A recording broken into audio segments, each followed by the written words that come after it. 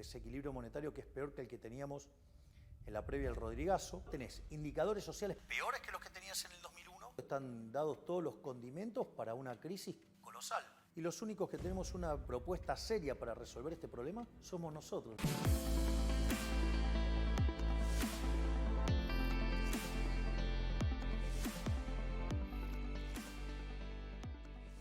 Bueno, estamos con el precandidato presidencial por la Libertad Avanza, Javier Milei. Muchas gracias por estar una vez más con nosotros. ¿Qué tal? Un placer, Federico. Bueno, quería empezar la entrevista en esta ocasión con un hecho que ocurrió hace pocas horas, de hecho, el asesinato de Morena, la niña de 11 años en Lanús. ¿Qué opina de este hecho? Bueno, uno puede, como siempre señalo, hacer foco sobre la cuestión coyuntural, sobre lo aberrante del hecho, sobre lo poco que vale la vida humana, o sea, el poco respeto que hay entre los humanos, pero eso no es algo que va a permitir dar solución. Esto es una cuestión más de índole estructural. Es como consecuencia de 100 años de decadencia argentina, que no es solamente una decadencia económica. En realidad la decadencia económica es el reflejo de la decadencia moral. Y esa decadencia moral, que implica que en lo económico nos está yendo muy mal, tiene también una falta de valoración por la vida. En ese contexto hay que entender ese crimen, y hay que entenderlo también en que hace más de 20 años Argentina decidió abrazar a la doctrina Zaffaroni. La doctrina Zaffaroni básicamente lo que hace es cambiar los roles. Pone a la víctima en el lugar del victimario, ¿sí? Y al delincuente como una víctima. Entonces todo ese conjunto de políticas derivan en una reducción del costo para el delincuente, y eso hace que la actividad delictiva sea más rentable y por ende conlleva a más delito. El problema es que también uno ve que en la sociedad y en los medios de comunicación eso es muy grave y se nota con mucha claridad, y yo digo lo percibo por el nivel de agresión que recibo por parte de algunos comunicadores, es que no logran hacer conexión entre causa y efecto. Entonces, claro, frente al hecho aberrante se horrorizan y se ponen muy, digamos, no sé a ver si no están impostando una solución, una posición, pero en realidad son cómplices porque, digamos, vienen promoviendo todo ese tipo de políticas. De hecho, nosotros somos los únicos que verdaderamente planteamos de cara a eso una respuesta contundente. Nosotros justamente no hemos inventado nada, es decir, la respuesta que nosotros damos es la misma que se le ocurrió a Gary Becker cuando dijo esto no podía terminar bien, que él estaba dando clases en la Universidad de Columbia en New York, y eso en la vida real después se plasmó en lo que es el principio de las ventanas rotas de Rudolf Giuliani, y que básicamente es el que las hace las paga. Es decir, nuestra doctrina de seguridad, digo, pese de que hay una candidata que se copió en nuestro eslogan, nosotros para eso, que el que las hace las paga, básicamente lo que hacemos y estamos proponiendo es una reforma de la Ley de Seguridad Interior, una reforma en la Ley de Defensa Nacional, una reforma en la Ley de Inteligencia, una reforma en el Código Penal y una reforma en el Código Penal Procesal y obviamente todo un upgrade en el sistema carcelario. ¿Para qué? Para dar lucha a la delincuencia. Y esto hay una cosa también muy importante, y es que nosotros estamos dispuestos a dar el aval político a las fuerzas de seguridad para que hagan su trabajo. Cosa que las fuerzas de seguridad saben que de parte de la política no lo tiene. El principal acusado por el crimen es un niño de 14 años que fue detenido y ahora están analizando si lo llevan a un centro de menores o qué hacen con él. También fue detenido el padre. ¿Se debe bajar la edad de imputabilidad? A ver, vos lo que tenés que juzgar es el delito. Y este es un delito de asesinato y tiene que pagar por ser un asesino.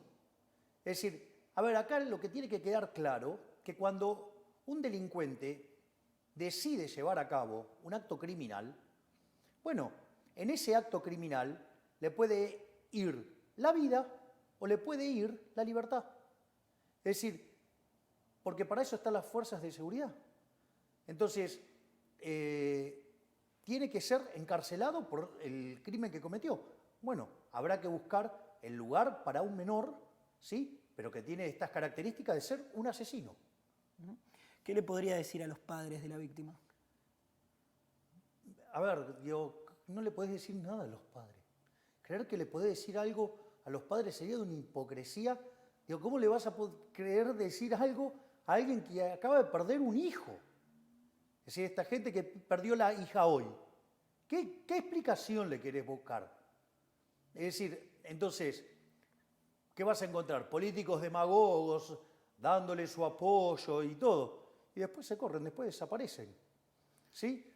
Porque lo hacen con todo. Es decir, la verdad es que, de vuelta, que es lo mismo que decimos nosotros siempre, este desastre que es la sociedad, que es un baño de sangre, es como consecuencia de estas políticas abolicionistas impulsadas por esta casta política. Entonces, vos no podés esperar que haciendo las mismas cosas de siempre, tener resultados distintos. Y tampoco vos podés esperar, sí, que con lo mismo de siempre, digamos, tener algún cambio, porque no les interesa cambiar. Ya tuvieron la posibilidad, todos estuvieron en el poder, todos pasaron por el poder y nunca hicieron nada al respecto. Por lo tanto, o sea, digamos, una Argentina distinta es imposible con los mismos de siempre. Por eso nosotros venimos a proponer un cambio. Es más, yo ayer, digamos, le hice un upgrade. Dije, ya no hablo de 180 grados, hablo de 540. Porque los saco a pasar a los políticos en una vuelta de 360 y además le meto los cambios por 180 grados para poner a la Argentina de pie y que inicie su sendero de crecimiento.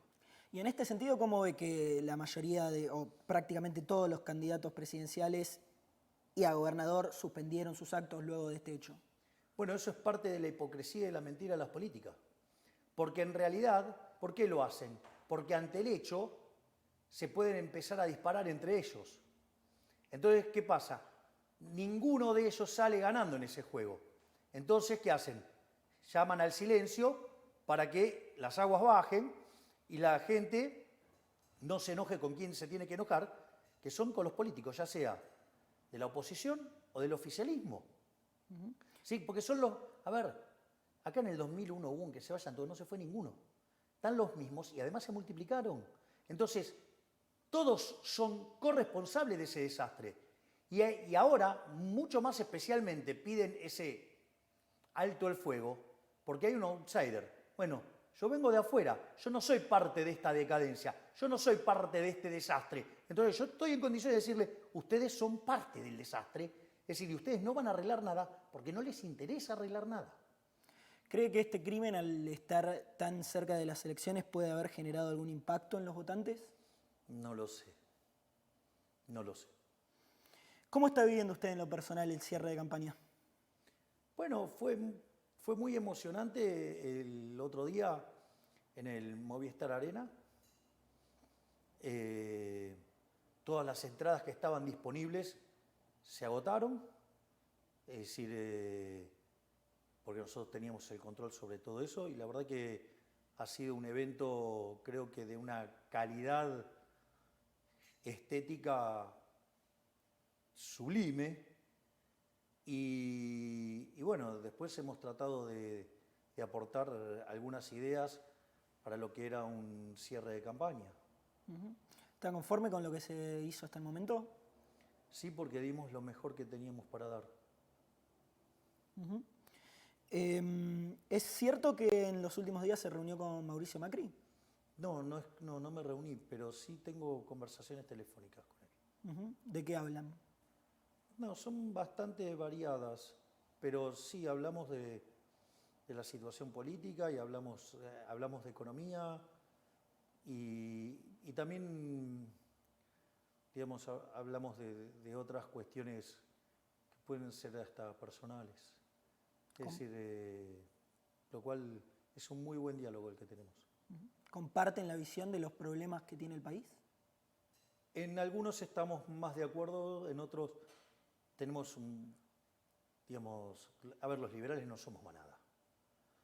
Pero a mí me parece que, como lo señalamos en el discurso, en los últimos 40 años hubo dos grandes intentos de hacer algo distinto, que fue el caso del menemismo, que con errores y con virtudes fue el mejor gobierno de la historia argentina, y el otro intento fue el de Macri, pero el problema es que los parásitos de la política se le metieron adentro de la estructura y cuando tuvo que hacer los cambios, le conspiraban contra los cambios. Esto es, los radicales, ¿sí? La coalición cívica y muchos de los que hoy están en este candelero, ¿no? Es decir, si hay algo que le erró Macri fue hacerle caso a ese grupo, ¿sí? Que hoy son los que están peleando, ¿no? Es decir, lo que quiero decir es que si a Macri le fue mal teniendo las ideas correctas y teniendo problemas de matices, por decirlo de alguna manera, imagínate si además elegís los que son parte del problema. Por ende, por eso siempre digo que Juntos por el Cambio es una alianza que está condenada al fracaso. ¿Lo ve como un posible aliado en un eventual gobierno suyo? ¿A quién? A Mauricio Macri. Ayudando, digamos, Yo a la tengo una gobernabilidad. excelente relación con él y yo respeto mucho y valoro mucho la opinión de alguien que estuvo sentado en el lugar donde estuvo sentado él. Para mí eso es algo muy valioso. ¿Qué opina de la suba del dólar que se registró en estos últimos días? No es que el dólar está subiendo, es que el peso está perdiendo valor. Es decir, el peso es como una barra de hielo en el desierto del Sahara a plena luz del día. Entonces se derrite.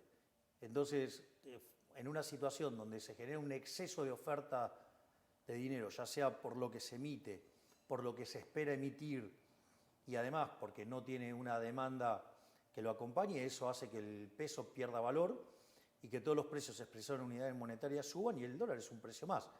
Lo que pasa es que como es un activo financiero, sube más rápido nada más, pero el desastre monetario en Argentina está plantado, ¿eh? Argentina tiene un desequilibrio monetario que es peor que el que teníamos en la previa del Rodrigazo. La previa del Rodrigazo, cuando estalla el Rodrigazo, la inflación se multiplica por 6 y la cantidad de pobres por 5.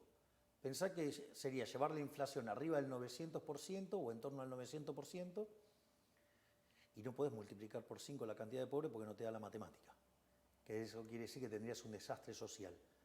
Y por otro lado tenés indicadores sociales peores que los que tenías en el 2001 y como si todo esto fuera poco, el balance del Banco Central muestra una relación entre pasivos remunerados, LELIQs, y base monetaria que es superior a lo que vos tenías en el primer trimestre del año 89, es decir, en la previa de la hiperinflación de Alfonsín. Por lo tanto, están dados todos los condimentos para una crisis colosal. Y los únicos que tenemos una propuesta seria para resolver este problema somos nosotros. Las demás son todas soluciones cosméticas y de muy baja calidad porque lo único que hacen es trabajar sobre el flujo, no trabajan el problema de los stocks. Es decir, nadie te dice cómo arregla el problema del Banco Central. Nosotros sí te decimos. Porque cuando decimos que hay que eliminar el Banco Central quiere decir que vamos a rescatar todos esos pesos que son las LELIQs y la base. Y que es la única forma de evitarte la hiper. Por lo tanto, la situación tiene que ver con el descalabro monetario, ¿no? ¿Y esa crisis cree que puede llegar a estallar ante el cambio de gobierno? Dos cosas. Si lo supiera no te lo diría porque lo estaría arbitrando en el mercado en función de mi bolsillo. Segundo, te voy a contar algo. Yo me hice famoso con un libro que se llama Política Económica contra Reloj, donde nosotros, aplicando el modelo de Flodi-Gaber, que es un modelo de crisis de balance de pago de primera generación, con determinación del momento de crisis, anticipábamos que se venía la crisis, y efectivamente la crisis vino, y entonces a partir de ese momento hicimos una nota en Infobae, que la hizo el querido Daniel Estico, a pedido de Daniel Haddad. Así es que mirá, digamos, el recorrido que tengo de tantos buenos momentos con Infobae, y a un montón de personas muy buenas que conocí en Infobae. en realidad esos modelos son modelos para entender la naturaleza del problema. El tiempo es del creador, olvídate. Vos no sabés cuál es la chispa que dispara la caída de la demanda de dinero. En general son episodios políticos y no sabés cuál de esos episodios es el que gatilla la chispa. Por lo tanto, vos podés hacer el ejercicio para tratar de entender cómo funciona, pero nadie sabe el tiempo. ¿Qué espera para este domingo? Que la gente vaya y vote, porque si quiere sacar a los que en el 2001 no se fueron, la única forma de sacarlos es ir y votar. Es decir, sacarlos, digamos, a urnazos limpios en la cabeza, o sea, llenarle las urnas de voto para sacarlos. Eso es lo que espero. O sea, porque, digamos, la queja permanente no conduce a nada. Entonces, hay que ir, hay que votar, hay que fiscalizar, hay que involucrarse, porque si no, esta gente va a seguir ahí. Digo, no se fueron en el 2001, digo, tampoco se van a ir ahora. Entonces, si la gente no toma conciencia de eso, bueno, entonces que después no se quejen, que sigan los mismos de siempre. Porque esos sí van a votar, ¿eh? Esos y sus huestes parasitarias van y votan.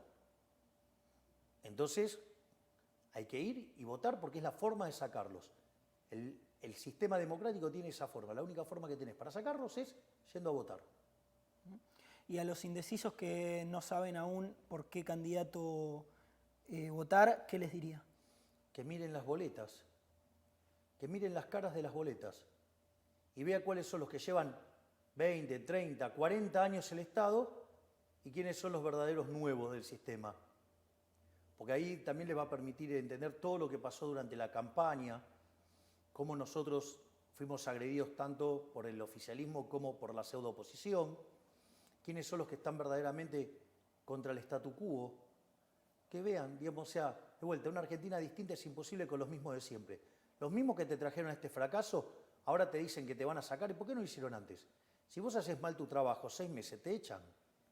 Bueno, esta gente viene fracasando hace 40 años y las ideas que promueven vienen fracasando hace 100 años.